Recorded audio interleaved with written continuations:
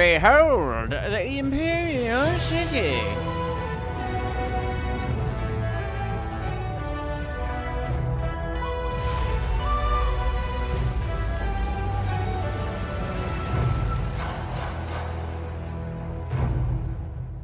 We have made it. Have you seen anyone matching the description? The Lotus Assassins are getting impatient. They were very vague and wouldn't answer my questions. Are they even sure of who they are looking for? Does it matter? Death's Hand himself seeks this one. Do you need any more incentive than that? Just question everyone. This person apparently caused a lot of damage in the south. Here, what about this one? At least it's a man, like they said. You, identify yourself. What? By order of the Emperor and the Lotus Assassins, state your name and purpose for being in the Imperial City. Of course, I am Jade the Hollow, a simple traveler. We are questioning everyone who has arrived in the city recently. You bear a resemblance to someone we are looking for. I don't know. The young looks, the tunic is similar as well. It's not enough to be sure. We could hold him anyway. It's not a good match, but the Lotus Assassins would leave us be for a few days while they question him. Is there a problem here, Captain? Well, is there?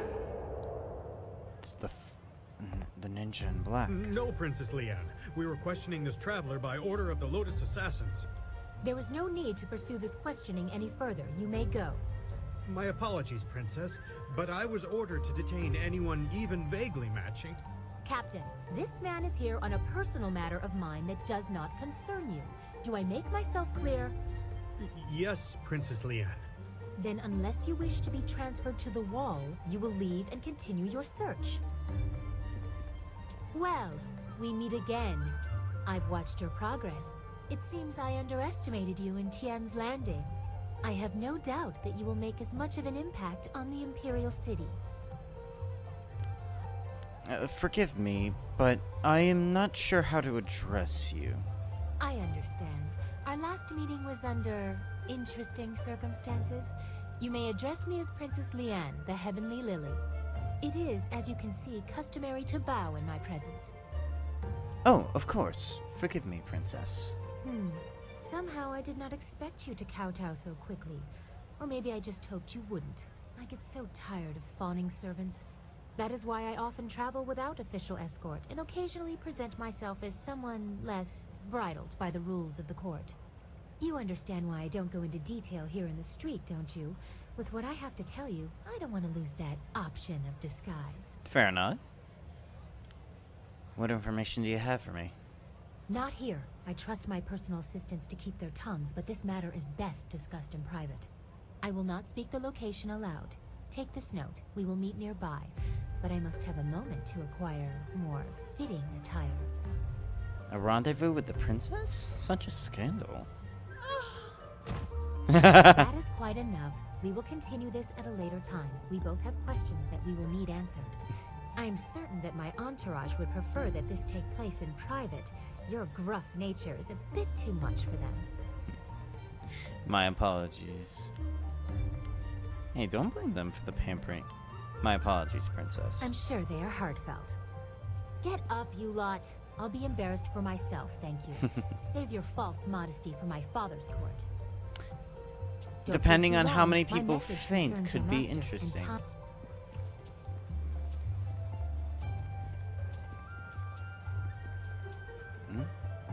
It would not have been proper for her to award it to you herself, but Princess Sun Lian requests that you accept this gift. She looks forward to your next meeting.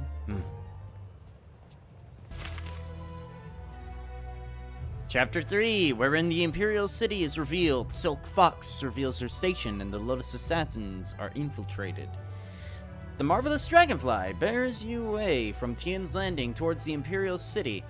The fall of Gao the Greater and Assassin Lim have been far-reaching consequences, and your enemy will not let your actions go unanswered.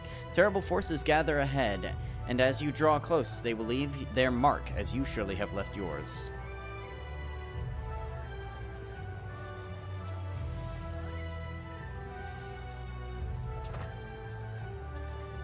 I trust your plans go well. What are your feelings on the Imperial City? How powerful are these Lotus Assassins here? They are as powerful as fear allows them to be. Not the specific information you were looking for, I'm sure, but you did ask about my feelings. True. If their tactics have not changed, everyone fears them as children fear the shadows, never knowing what might come. Oh, what's wrong with the shadows? Well, have you looked at yourself, dude? Don't remind me. They sound like outlaws more than the arm of an emperor. They are not outlaws. Their orders come from Death's hand, and he is the will of the Emperor. At least, that is how it was meant to be. Pardon my outburst. Every act of the assassins has the approval of the Emperor. We were supposed to reflect his glory. That is why some actions should never have been ordered.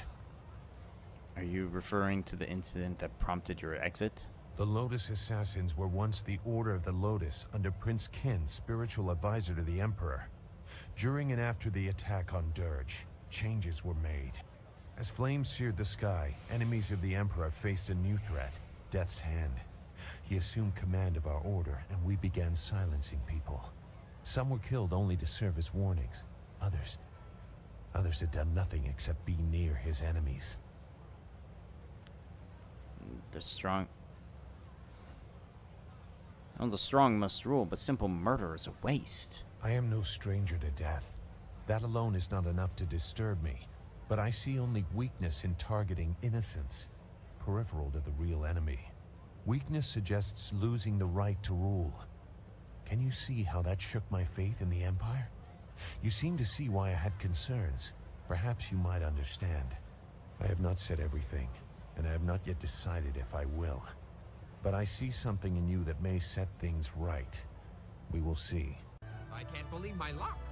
I arrived home after being lost, only to find that my wife has gone off to visit relatives. Ha! Sorry to hear that. No, you misunderstand. My wife, she's not here.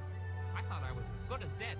Now my execution is delayed, until her eventual return, of course. So what are your thoughts on the situation? We made it this far. How hard can it be from here? From what I've seen, you're more than capable of handling anything we're likely to encounter. But why did you marry your wife if she's so difficult? Yeah, last time I checked, marriage isn't exactly something to get all willy-nilly into, especially if you're, giving up what makes you, you. Like many things in my life, it can be traced back to very bad luck on my part. As I mentioned once before, I was a master of the Drunken Master style. I was the tournament champion in Phoenix Gate when things spun out of control. My need for wine took its toll on my body. There are long periods I don't even remember. Oh. After one such period, I came to, having lost most of my clothes and all my money. I was destitute, and without the ability to buy more wine, I couldn't even fight. So what did you do? Eventually, I found work cleaning out creature cages at the local arena. One day, I was approached by a man who remembered seeing me fight. He offered to sponsor me. Huh. Just like that, I was back in the ring. After climbing my way back to the top of the tournament, my sponsor told me it was time to fulfill my end of the bargain. I guess you really owed him after that. Apparently, the agreement stipulated that I must marry his niece. If only I had read the agreement more closely, I could still be shoveling dirt in the creature cages. Alas, fate had a crueler path in mind for me. Let that be a lesson for you. Always read the fine print, or you may end up with more than you bargained for. So you were forced into it. Got it. But why did you become a bun master if you were a master fighter? You're beginning to sound like my wife. Where were you last night? Why were you talking to that woman? Why do you smell like a goat? Always with the questions. Sorry. As I mentioned earlier, after becoming tournament champion for the second time, I was forced to marry my sponsor's nubile niece. She is the reason I no longer fight. My disapproving dove did not care for my drinking, or for my friends, or my fighting, or my friends fighting. She believed I should settle down, be more respectable. Oh, you need to learn to stand... Look, it might be me just living in this kind of day and age kind of thing, but at this point in time, it's one of those things where you need to be who you are and not settle for anything else. And that whole contract deal and whatnot, if you have to work off to get that money just to be yourself, fuck it. You need to learn to stand up for yourself. At first I ignored her rebukes and continued fighting, but I soon learned that she was not a woman to be crossed. Prior to one fight, my duplicitous Daisy drugged my wine. I don't remember much of what happened next, which is fortunate. From what I hear, it wasn't very pretty. You what? Well, I guess you survived. I spent the next several months under the tender ministrations of my doting wife. Needless to say, when I was well enough to walk again, I was more than happy to settle down. As to why I became a bondmaster, well, it's a hard, thankless job that keeps me very, very busy. Very busy. Away from her. Got it. You want to talk about a shitty situation? That right there is a shitty situation. The Imperial City. I'd always heard how impressive it was. The stories didn't do it justice. This is all so much to absorb. I would appreciate your counsel if you have time to speak privately. Of course. I have time to speak with you now. What do you want? I don't mean to distract you. I just wanted someone familiar around me for a moment, if only to reassure me that we are still in the Empire I thought I knew. I have long dreamed of reaching the Imperial City, but now that I have, under these circumstances, I am more overwhelmed than ever. I'm glad you're with me. We are a pretty long way from home. But that's what is bothering me.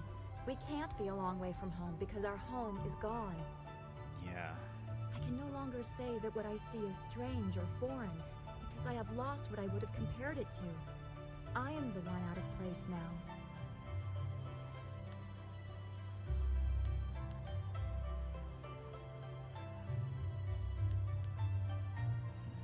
You're alienating yourself before anyone else has a chance to. Ooh, I don't know about that one, man. Then my home will be where you are, and you can say the same with me. Aw. I would like that. To know you will be there no matter what. I've never had that stability. At least not before joining the school. As a child, I was marked by ill omens, apparently named for them. The people in Two Rivers were polite, but many did not hide the discomfort I caused them. I was watched, studied. If someone's ox died within a season of me bumping my head, it was somehow my fault, and I was treated like a pariah. How do you deal with being able to sense the spirit world when people make such absurd conclusions? It is not your burden to try to belong where you are not wanted. I cannot change who I am, I know. Perhaps I just have to let all of that go. It will not be easy. But I do feel that you have given me a strength I did not have before. I very much appreciate your support. Of course.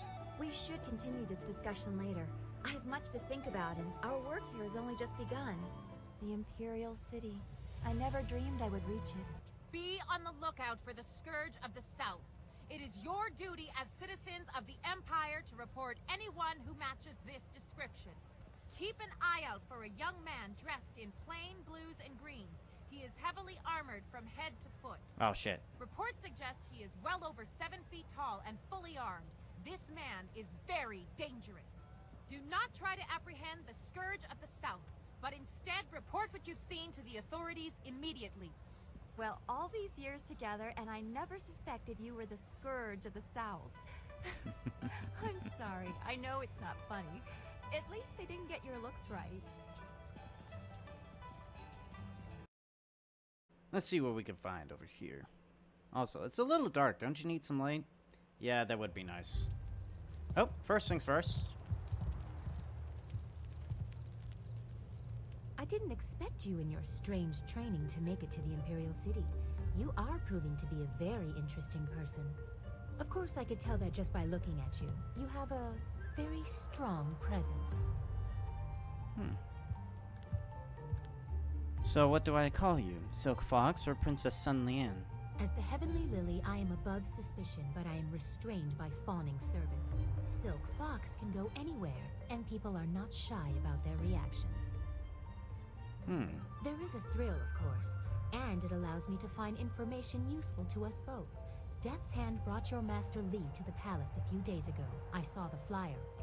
He was bound in chains. He must be powerful, or you are. There was something familiar about him as well. He is familiar because you were they rightfully fear him. He is Sun Li, the glorious strategist. Why would you say that? Is that what he told you? I'm sorry, but I simply cannot believe that your Master Li is the glorious strategist. You didn't recognize him as family? I was too young to know him. I was told that he and Prince Qin, the third brother, fell defending the Empire 20 years ago. Now it seems they may have been traitors. I discovered this looking through records for information on Death's Hand. Perhaps he tried to influence Sun Li and Sun Qin before corrupting my father. But it doesn't matter who your master is. I could take you to the palace, but Death's Hand controls what my father hears. He must be discredited for you to succeed. Destroying Death's Hand is also a priority to me. A wise decision. His hold over my father is nearly absolute. But if we could show conclusive evidence of his crimes, my father would have to listen. I know how. Go on. Construction on the wall has stopped for the first time in generations. The workers now toil in factories building powerful creatures of stone and clay called golems. Death's Hand could use these automatons to seize the Empire, and my father is oblivious. We must infiltrate the Lotus Assassins and find evidence of this treachery. A golem factory like you described can't be small. What if we just identified it? My father may have approved the factory without considering what it could be used for. If we just tell him my suspicions, he will dismiss them. We need proof of Death's Hand's intent from the seat of his power, the Lotus Assassin Fortress. It would be impossible to assault, so just walk in. They are recruiting. I fought a number of them. I would be spotted instantly. Have any Lotus Assassins who saw your face live to report back? I doubt it. They will not recognize you as the person who fought them in Tian's Landing. They have a vague description full of guesswork that has guards holding people at random. Besides, they expect an attack, not someone trying to catch their eye.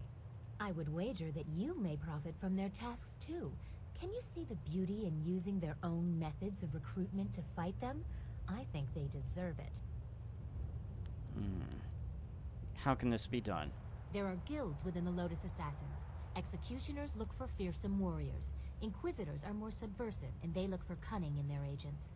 If you prove yourself in the arena, they will notice you. My people can spread rumors of your interest.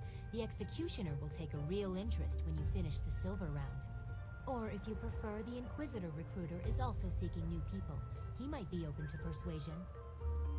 You know a lot about these assassins. Pray tell why. Death's Hand rules over the Lotus Assassins, so I take special interest in their activities. I've had most of my life to ask questions. You suspect my motives? You have no reason to doubt me. If I wanted the Lotus Assassins to find you, I could simply tell them your name. I'll go see what I can learn in the Imperial arena. Yes, I will have my people spread rumors of your interest. Once you pass the silver round, the Executioner will take an interest.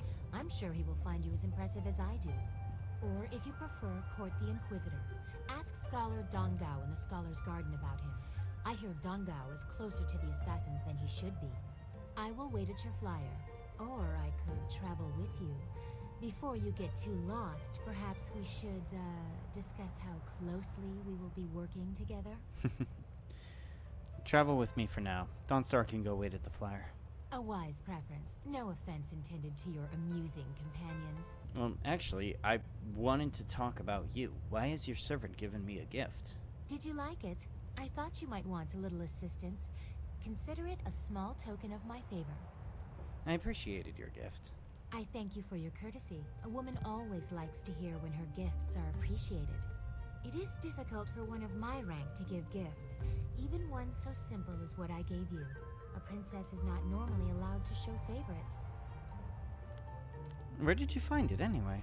The Imperial Palace holds many treasures, although Death's Hand carted many off. To what end, I do not know. Besides, it was mine by birthright to do with as I wish. Must I always be dictated to by tradition, despite my respect for it? Sometimes I want what everyone else has, to be myself. And to be myself, I gave you what I wished. Well, I thank you for the gift and the risk that you took giving it. Well, you're polite at least. Most nobles take gifts as a matter of course, especially those from a woman. But the price I may pay for helping you could be greater still. I am destined for the throne, destined to rule the Empire after my father, but That will be meaningless if Death's Hand keeps his hold on my father's mind. I fear one day he may try to interfere with the Imperial succession. Or perhaps convince my father that he should be Emperor by marriage.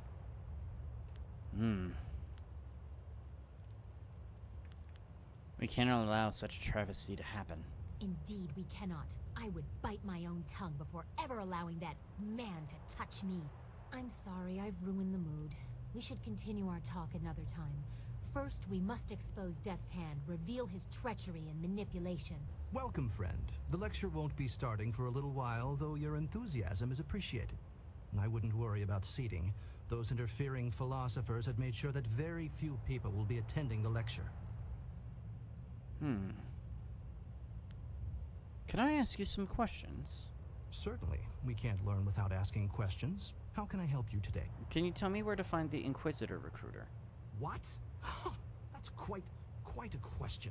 I'm not sure who told you, but I'd appreciate it if you would keep your voice down when asking those kinds of questions. Nobody here suspects me to be anything but an overzealous scholar, and I'd like to keep it that way. So you want to know about the recruiter? You have a flying machine, do you not? Yes, I know about that. Go back to the landing area and someone will meet you there. Alright, so first things first, we gotta go back now.